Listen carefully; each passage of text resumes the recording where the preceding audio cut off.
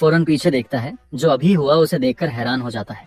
बाकी बैंडिट्स सोचने लगते हैं कि यह क्या था। दो फास्ट प्रोजेक्टाइल्स दो बैंडिट्स को हिट करते हैं। फिर प्रोजेक्टाइल्स की बाराज एक साथ कई बैंडिट्स को गिरा देती है। लूकस के हाथ में एक छोटी फ्लेम बनती है। वह कमेंट करता है कि उसका गेल स्ट्राइक लेवल 4 तक पहुंच चुका है। लेवल 1 बैंडिट्स को हराना उसके लिए पीस ऑफ केक होता है। एक बैंडिट घबराकर चिल्लाता है कि उसके साथियों के साथ यह किसने किया। लीडर रियलाइज करता है कि सब एक पल में डिफीट हो चुके हैं। वह आखिरी बार अटैक करने की तैयारी करता है और चिल्लाता है कि वह बूढ़े आदमी को अपने साथ ले जाएगा। एक बड़ा फायरबॉल सीधे फॉर्डन की तरफ लॉन्च किया जाता है। फॉर्डन के पास डॉज करने की ताकत नहीं होती। वह जिसने भी हेल्प की होती है उसे थैंक्स करता है और यह सोचकर कि बच्चे बच जाएंगे आंखें बंद कर लेता है और हेवेंस को धन्यवाद देता है। लेकिन लूकस आगे कूदकर उस इनकमिंग अटैक को इंटरसेप्ट करता है। वह फायरबॉल की तरफ सीधा बढ़ता है। फौरन यह सब देखकर अपनी आंखों पर यकीन नहीं कर पाता। धुआं छंटने के बाद लूकस वहां खड़ा दिखाई देता है। फॉर्डन उसे यंग मास्टर कहकर पुकारता है। बैंडिट लीडर यह देखकर शॉक हो जाता है कि उसका फायरबॉल पूरी तरह निगेट हो चुका है। वह एक और स्पेल से काउंटर अटैक करने की कोशिश करता है, जिस पर लूकस बस इतना कहता है कि उसका काम खत्म हो चुका है। एक ही पंच में लूकस आगे बढ़ता है और बैंडिट लीडर को सीधे हिट करता है।